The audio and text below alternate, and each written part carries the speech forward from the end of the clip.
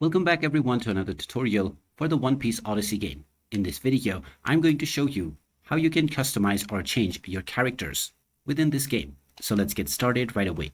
First of all, open up the One Piece Odyssey game on your device and you may continue playing from wherever you last left off. Now, while you are playing the game, the 4 characters that are placed at the beginning of your party will engage in battle. If you wish to switch this order and change your fighters or characters that will appear in battle, then simply pause your game by pressing the start button. You can check out the information of each of the crew member by highlighting them and pressing the X or the crew information button. In order to switch any crew, you can highlight the crew that you want to switch out, have it selected, and once a tick mark appears on top, you can go over to the other characters at the right side to switch it over with. Once you press it, the character will be switched right away.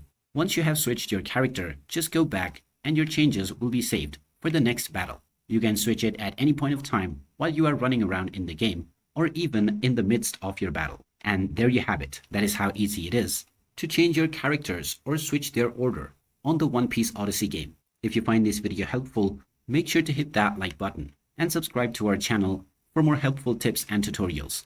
Thanks for watching and I will see you again in the next video.